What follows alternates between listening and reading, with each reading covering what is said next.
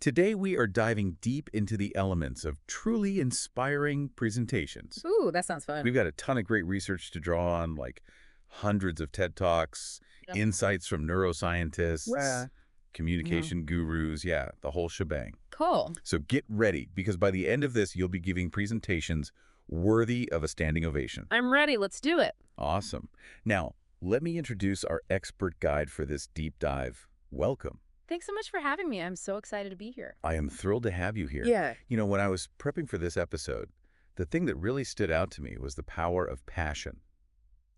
Oh, yeah. You know, it's not just a feeling, Uh-huh. it's like this secret sauce that can make a presentation unforgettable. Totally. It's like the fuel that propels your message forward, and it just ignites this fire in the hearts of your listeners. It really is. I always think about it like a chef who's truly passionate about the cuisine. Yeah. You can just taste the love and dedication in every bite, Oh, right? for sure. Presenting is the same way. Yeah, because if you're bored by your own presentation, the audience is going to feel that too. Exactly. Passion acts as a bridge, Yeah. creating this connection between you and the audience. It's and like magic. It really is. they can sense your genuine enthusiasm, and it draws them in. It makes them want to lean in and listen. Okay, so I get it in theory, but how do we actually, like, translate that passion into a real presentation? Do you have any good examples? Oh, tons. Awesome. Think about someone like Mathieu Ricard, the Buddhist monk. Love him. Yeah, known for just being incredibly calm. Mm-hmm. But his presentations on happiness are just captivating. Yeah. And it's not because he's like loud or theatrical. No. It's because that genuine desire to share his wisdom just shines through. You could feel it. It's palpable, and it creates this incredible aura of authenticity. Yeah, it's like he's radiating inner peace, and it just draws you in. It's incredible. Yeah. You know, I'm also thinking about Professor Larry Smith's TED Talk. Have you seen that one? Oh, of course. He's practically begging the audience to find their passion Yeah. and to chase their dreams, and his energy is so raw, Uh-huh. so authentic. It's impossible to watch that and not feel moved. That's a great example of how passion doesn't have to be about being like cheerful or happy. Yeah. It can be serious. It can even be a little bit edgy. Right. The key is it's about that unshakable belief in what you're saying. I love that, yeah. Yeah. And of course, you can't forget Richard Branson. Oh, a classic. It doesn't matter what he's talking about, whether it's business or space travel, Mm-hmm. his passion is just contagious. Truly. He has this boundless energy that fuels everything he does. And you know what's so fascinating is it's not just about how the audience perceives that passion. Oh, really? Studies actually show that when a speaker is genuinely passionate, it triggers these emotional responses in the listener's brain. Wow. And that makes the message stick. So it's like passion unlocks this secret pathway to deeper understanding. I love that. That's incredible. Yeah. But passion alone isn't enough, right? Right. What about the message itself? Like, how do we make our message memorable? Well, that's where the power of storytelling comes in. Ooh, I love stories. It's not just about reciting facts. It's about weaving a narrative that resonates on an emotional level. Because everybody loves a good story, right? Yeah. It's how we connect, how we make sense of the world. Uh-huh. We remember stories long after we've forgotten all the facts and figures. And there's actually this fascinating neuroscientific phenomenon called brain-to-brain coupling What? that happens when someone tells a story. Really? The listener's brain activity actually starts to mirror the speaker's. That's wild. Isn't that cool? So it's like our brains are literally syncing up when we listen to a story. Yeah. That's amazing. That's why we feel so connected to a good storyteller. Okay, well, in a presentation setting, what kind of stories work best? Well, you've got personal stories, Okay. Think about Brian Stevenson's powerful TED Talk. Oh, about criminal justice reform. Yeah. He uses all these personal anecdotes Yeah. to connect with the audience on this emotional level. And he illustrates his points about justice and mercy with real-life experiences. Right, that story about his grandmother telling him he was special. Yes. And then finding out later that she told all her grandkids the same thing. I love that. It was hilarious, but it really made his point about self-belief. It's so good. Yeah. And then you've got stories about other people, Okay. which can be equally effective. Uh-huh. Think about Sir Ken Robinson's famous talk about how schools can stifle creativity. Yeah. He used this story about Gillian Lynn, a successful choreographer. Yeah, she struggled in traditional school. Exactly, to really advocate for diverse learning environments. Yeah, that was such a great example of how we all learn so differently. Huh. and how important it is to embrace those differences. Absolutely. And then there's the stories about products or brands. Oh, yeah. Like in Blink, Malcolm Gladwell talks about Howard Moskowitz. Yes. And his work on spaghetti sauce. Yeah. And it wasn't just about the sauce. It was about the importance of understanding all these diverse preferences and catering to people's individual needs. I love that. Yeah. And that applies way beyond the culinary world. Like even spaghetti sauce can teach us something profound. Exactly. A well-chosen story can be just this powerful tool for illustration and connection, no matter what the topic is. True. But even the most captivating story can fall flat without the right delivery. Oh, totally. It's like having a beautiful car with a sputtering engine. It's not going to get you very far. It's not. Yeah, it's true. Oh, I've sat through so many presentations where the speaker sounds like they're reading a grocery list. The key to avoiding that is to treat your presentation like a conversation, not a monologue. You want to engage with the audience, make them feel like they're part of this journey. So it's less about like formal lecturing and more about, I don't know, like sharing a fascinating story with a group of friends. Exactly. It should feel natural, conversational. Got it. Even the most legendary presenters had to work at it. Really? Oh, yeah. If you watch early videos of Steve Jobs, he wasn't always the captivating speaker that we remember. It's true. It took him time and practice to develop his signature style. Okay, so you don't have to be a natural. You can actually hone your craft. Exactly. That's good news. Yeah. What about just the nuts and bolts of delivery? What should we be focusing on? Well, your voice is your instrument. Okay. And like any instrument, it needs to be played with skill. Makes sense. Think about the pace of your speech, You want to find that sweet spot where you're speaking slightly faster than a typical audiobook, but not so fast that people can't follow along. So it's like finding the right tempo for a song. Yes. Too slow, and people get bored. Yeah. Too fast, and it all becomes a blur. Precisely. And pay attention to your pitch and your tone as well. Vary them to create an engaging auditory experience, It's like adding flavor to a dish. Oh, I love that. Yeah. Okay, and then let's not forget body language. Oh, of course. It's so fascinating to me how much our nonverbal cues impact the way our message is received. It's like the visual soundtrack to your presentation. Yeah. You want to aim for what experts call eager nonverbal. Okay. Which basically means using your gestures to emphasize your points, maintaining good eye contact, having an open and approachable posture. It's like the difference between watching a black and white silent film and a full-blown Hollywood blockbuster. Yes. One is flat and static, the other is dynamic and engaging. Exactly. And there's even research showing that practicing power poses before a presentation can actually boost your confidence. Wow. And help you project this aura of authority. It's like tricking our brains into feeling more confident. I love it. Yes. Okay, so we've talked about passion, storytelling, delivery. This is great. Yeah. But what about the content itself? Yeah. What makes a presentation stand out in terms of the information it conveys? That's where the importance of novelty comes in. Ooh, tell me more. The human brain is naturally curious. Okay. It craves new information and experiences. So it's not enough to just rehash old ideas. Right. You have to offer something fresh, something that sparks curiosity. Yeah. That kind of expands our understanding of the world. Think about presentations like a buffet. Okay. Would you be excited about a buffet that only offered the same old dishes you've had 1,000 times before? No way. No, you'd be looking for something new and exciting. Yeah, something that makes me want to try more. It's the same with presentations. Audiences want to be surprised and delighted, challenged. Right. They want to leave feeling like they've learned something new. So how do we inject that element of novelty into our presentations? Well, I'm glad you asked. Awesome. Think about explorers like Robert Ballard, the oceanographer who discovered the Titanic. His presentations weren't just about shipwrecks. Right. They were about the vast, uncharted world beneath the ocean's surface. Yeah. A world that most of us rarely even think about. It's true. It's like opening a door to a hidden room Ooh. filled with wonder and mystery. Love that. And then you have someone like James Cameron, the visionary filmmaker behind Avatar and Titanic.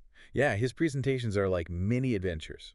He has this insatiable curiosity that led him to push the boundaries of filmmaking and exploration, Yeah. from diving to the deepest point on Earth to creating just groundbreaking special effects. It's true. Novelty is key. Yeah. But how do we make sure that new information actually sticks? Well, that's where the art of connection comes in. All right. You have to relate the new information to the listener's own experiences, their daily lives, their challenges, their goals. It's like building a bridge Yeah. between the unfamiliar and the familiar. You're saying, okay, this might seem new and complex, but here's how it actually relates to you, to your world. I love that. It's like learning a new dance step. Okay. It might seem complicated at first, but once you understand how it fits into the overall flow of the dance, it becomes much easier to master. Okay, so novelty and connection, those are crucial. Yes. But what about those jaw-dropping moments? Yes. The ones that make a presentation truly unforgettable. I love those. Yeah. How do we create those? Well, that's where the element of surprise comes into play. Okay. Our brains are wired to remember those emotionally charged events. Okay. The unexpected, the shocking, the awe-inspiring. Like Bill Gates releasing mosquitoes on stage. Oh, yes. During his TED Talk about malaria. Yeah, so bold. It was a bold move. But it got everyone's attention. Oh, instantly. Yeah, and it drove home the urgency of his message. Now, while I wouldn't necessarily recommend releasing swarms of insects, Right. there are other ways to create those holy smokes moments. Yeah. I'm listening. Think about incorporating props or demonstration. Like a magician pulling a rabbit out of a hat. Exactly. You're instantly captivated. You are. Remember that TED Talk where the speaker showcased his super hydrophobic coating? The one where he throws the paint on the whiteboard? Yes. He didn't just talk about it, he demonstrated it. Yeah. And the letters TED magically appeared as the paint dripped away. Okay, that's visually stunning. Yeah. You're right. And sometimes the story itself can be the jaw-dropping moment. Oh, okay. Think about Dr. Jill Bolte Taylor, the neuroanatomist who shared her experience of having a stroke. She brought an actual human brain as a prop. That is taking show and tell to a whole new level. So powerful. It was. Yeah, so remember, props, demos, compelling narratives, those can all create those wow moments I love it. that keep your audience engaged. Okay, but don't forget humor. Oh, of course, humor. Yeah, because who doesn't love a good laugh? Right. It's like a mental palate cleanser. It refreshes the audience and makes them more receptive to your message. It's true. It really helps to create a more relaxed, enjoyable atmosphere. Totally. Think of someone like Sir Ken Robinson, the education expert, Oh, yeah. master storyteller, Yeah. and his observations about education, creativity, the human condition, they're both insightful and hilarious. His story about Shakespeare being a kid, can you imagine? Oh, the best. Having him as your classmate. Genius. That's observational humor at its finest. It is. Finding the funny in the everyday, using it to connect with your audience. Yeah. You can also use self-deprecating humor, which can be so disarming Yeah. and endearing, It can? or analogies and metaphors, Okay. which can explain these complex concepts in a humorous and memorable way. Yeah, it's like sprinkling confetti on your presentation. Yeah, It adds a touch of fun and festivity, I like that. but the key is to keep it authentic. Absolutely. No forced jokes or cheesy one-liners. The best humor comes from a genuine place, a playful observation about the world. A willingness to laugh at yourself. Yes, Now, we've covered a lot of ground here. we have. Passion, storytelling, delivery, novelty, jaw-dropping moments, humor. It's like a recipe for a delicious presentation. It is. But we can't forget about time. Time, so important. Because we live in a fast-paced world. We do. And people's attention spans are, well, let's just say they're not infinite. That's where the 18-minute rule comes in. Okay, tell me about it. It all boils down to cognitive backlog. Okay. The longer a presentation drones on, the more we're taxing the listener's working memory. It's like trying to stuff a suitcase that's already overflowing. Yes. Something's got to give. At some point, 18 minutes seems to be the sweet spot. Okay. It's long enough to delve into a topic meaningfully, Mm-hmm. but short enough to maintain engagement Okay. and prevent mental overload. So it's like the espresso shot of presentations. I love that. Strong, delivering a quick burst of energy and information. Yes. But brevity has other benefits too, right? Yes. Absolutely. Like what? Well, it forces you to be laser focused on your core message, Okay. to cut out the extraneous fluff. And shorter presentations are more shareable. Oh, that's a good point. Yeah, which means your ideas have a greater chance of spreading. So it's like the haiku of presentations. I love that. Concise, elegant, designed to leave a lasting impression. Beautiful. Okay, well, speaking of concision, is there a way to streamline our presentations even further and make them even more memorable? Well, that's where the rule of three comes in. Ooh, tell me about it. The human brain can only hold a limited amount of information in short-term memory, Right. typically around 3 to 4 chunks. Okay. By grouping our ideas into sets of 3, Uh-huh. we make them easier to process and remember. It's like giving our brains bite-sized pieces of information Yes. instead of overwhelming them with a whole buffet. Exactly. I like that. Do you have any good examples of the rule of three in action? Tons. Think about Neil Pasricha's 3 A's of awesome. Dan Pink's 3 core elements of motivation. Right. Even the classic 3-act structure of storytelling. Yeah. It's a principle that's just woven into the fabric of effective communication. It's like a magic formula for making our presentations stick. Yes. Okay, so we've got our time management sorted, our content streamlined, Yeah. but how do we bring it all together to create a truly immersive and engaging experience for our audience? That's where the power of multisensory learning comes in. Tell me everything. By engaging multiple senses, not just sight and sound, but touch, smell, even taste. Why? We create this much richer, more memorable experience. It's like the difference between reading about a delicious meal Yeah. and actually tasting it. Exactly. Yeah, one is purely informational, the other is a full body experience. Exactly. Think about Al Gore's presentations on climate change. Oh, yeah? He uses powerful visuals, evocative language, and this really compelling data to create a truly immersive experience. Yeah, I remember those images of melting glaciers and rising sea levels. Powerful. It was so impactful. Yes. It wasn't just information, it was an emotional experience. Absolutely. And think about photographers like Lisa Christine, Yeah. who document modern-day slavery. Uh-huh. They use images and stories to transport us to different worlds, Yeah. to make us feel so deeply. It's like they're painting a picture with words and images. It's incredible. It is. Yeah, so visuals are powerful, but you're saying we should think about other ways to engage the senses too. Yeah, use vivid language, props, demonstrations, even music and sound. To create a multi-sensory experience. Yes, that truly captivates your audience. It's like composing a symphony of the senses. I love it. Okay, but even with all these amazing techniques, isn't there one essential ingredient that can really make or break a presentation? You're absolutely right. And that ingredient is authenticity. Okay, let's talk about being real. Yes. You know, I've seen presentations where the speaker seems so stiff and scripted, it's almost painful to watch. Yeah. It's like they're trying to be someone they're not. Authenticity is about being true to yourself, Okay. sharing your own experiences, and connecting with your audience on a human level. So it's less about being a polished performer Right.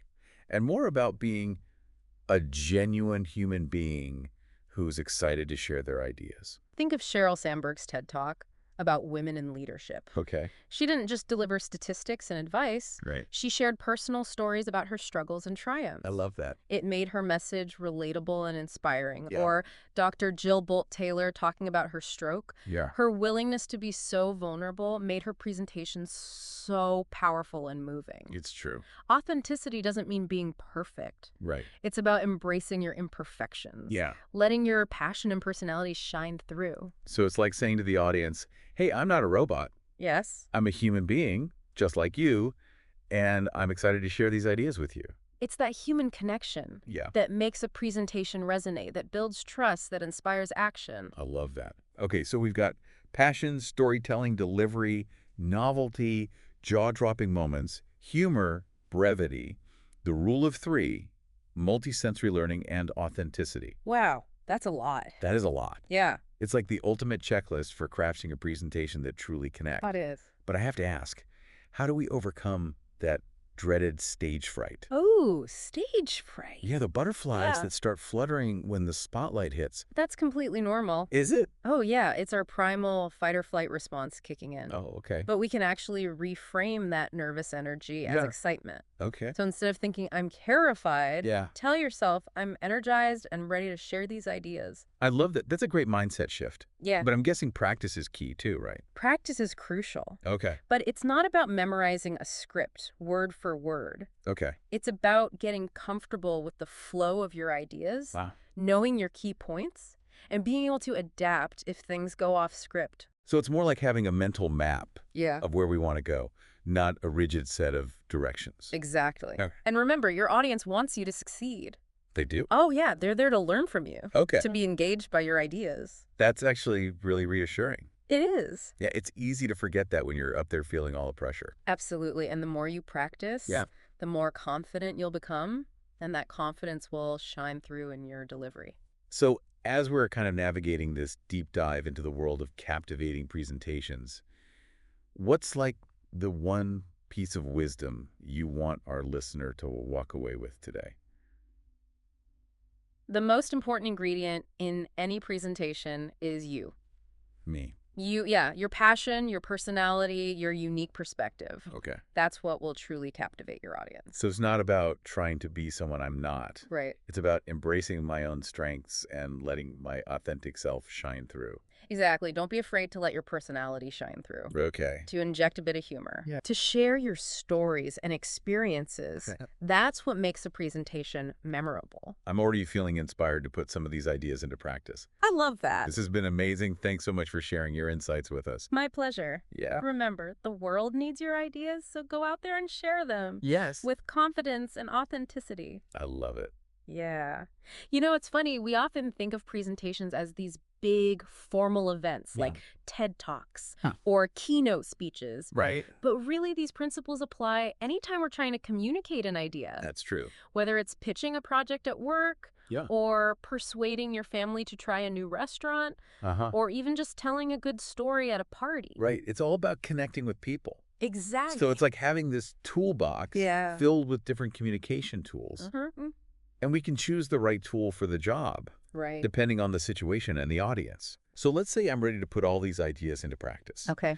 I want to give a killer presentation. Yeah. How do I overcome those pre-presentation jitters? Oh, the jitters. The butterflies, the ones that start fluttering when the spotlight hits. Well, the first thing is to remember that it's completely normal to feel nervous. It is. Even the most seasoned speakers get butterflies before taking the stage. Oh, okay. The key is to reframe that nervous energy as excitement. Okay, so instead of thinking I'm terrified, right, what should I be thinking? You should be thinking I'm energized and ready to share these ideas. Okay, I like that. Yeah. It's like that feeling you get before going on a roller coaster. Yes, exactly. That mix of anticipation and adrenaline. And just like with a roller coaster, the anticipation is often way more intense than the actual ride. It's true. Once you get started, you'll find that your nerves start to settle. Okay. And you can really focus on connecting with your audience. That makes sense. But I imagine practice is key too, right? Practice is crucial. Okay. But it doesn't mean memorizing every word. Okay. It's about getting comfortable with the flow of your ideas, knowing your key points, and being able to adapt if things go off script. So don't memorize a script. No, think of it like learning a new song on an instrument. Okay. You don't just memorize the notes. You practice until the melody flows naturally. Right. And you can improvise a bit. So it's more about internalizing the message and finding your own rhythm. Exactly. Okay, I like that. And remember, your audience is rooting for you. They are. They want you to succeed. Okay. They're there to learn from you. That's good to know. To be engaged by your ideas. That's a good reminder. It's like performing in a play. Okay. The audience isn't there to judge you. Right. They're there to be entertained, moved, inspired. It's true. And the more you practice, Yeah. the more confident you'll become. Uh-huh. And that confidence will radiate outwards, captivating your audience. So it's all about finding that sweet spot where preparation meets authenticity. Yes. We've covered so much amazing ground in this deep dive. Yeah. A passion, storytelling, delivery, novelty, those wow moments, humor, time management, multi-sensory engagement, authenticity. It's been a masterclass. It's been a fascinating journey. It has. Remember, presentations aren't just about conveying information. Right. They're about connecting with people, Yeah. sharing your passion and inspiring action. I love that. Yeah. So as we wrap up, what's like the one golden nugget of wisdom that you want our listener to carry with them? The most important ingredient in any presentation is you. Oh, Your unique perspective, Uh-huh. your passion, your stories. Yeah. Those are the elements that will truly captivate your audience. So it's not about trying to fit into a mold Right. or be someone I'm not. Exactly. It's about embracing my own individuality Yes. and letting my authentic self shine through. Don't be afraid to let your personality shine, Okay. to inject a little bit of humor. Uh-huh. to be vulnerable, Yeah. to share your stories. Okay. Those are the things that make a presentation memorable. And impactful. Yes, I love that. It's so empowering. it is. I feel like I've unlocked this whole new level of communication skills. I love to hear that. Thanks for taking this deep dive with us. It's been a true pleasure. The pleasure is all mine. Yeah. Remember, the world needs your ideas, your stories, your unique perspective. So true. So go out there and share them Yes. with confidence and authenticity. I love it. Yeah. And to our listeners, thanks for joining us on this incredible journey into the world of captivating presentations. Yeah, thanks for listening.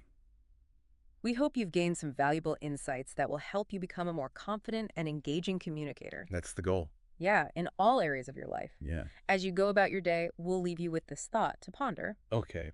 What idea, passion, or story are you burning to share with the world? I love that. What message would you deliver if you had the chance to give a TED Talk tomorrow? Such a good question. Until next time, keep those knowledge-seeking gears turning. Keep learning. So, it's funny. Yeah. We often think of presentations as these big formal events, Uh-huh. like TED Talks, Yes. or keynote speeches. Sure. But these principles apply anytime we're trying to communicate an idea, Right. Yeah, absolutely. whether it's at work or at home. Yeah. Like even just convincing your family to try a new restaurant. Mm-hmm. It's really all about understanding your audience, Yeah, crafting a clear message, and then delivering it absolutely. in a way that engages and inspires. I love that. It's like we have a toolbox Yeah. full of different communication tools, Mm-hmm. and we can choose the right tool for the job depending on the situation. Right. So, okay, let's say I'm ready to put all these ideas into practice. Great. I want to give this amazing presentation. Yeah.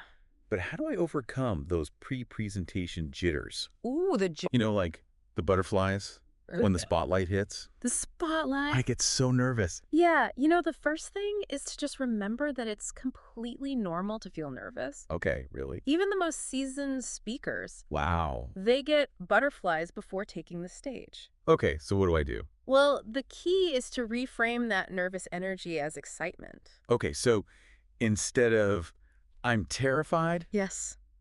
it should be. I'm energized and ready to share these ideas. Okay, I like that. Yeah. It's kind of like that feeling you get before going on a roller coaster. Exactly. Like that mix of anticipation and adrenaline. And, just like with a roller coaster, the anticipation is often way more intense than the actual ride. It's true. Once you get started, Yeah. the nerves start to settle. And you can focus on connecting with your audience. But I imagine practice is key too, right? Practice is crucial. Okay.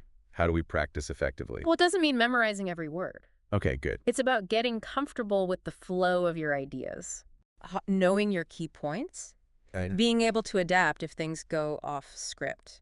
So don't memorize a script.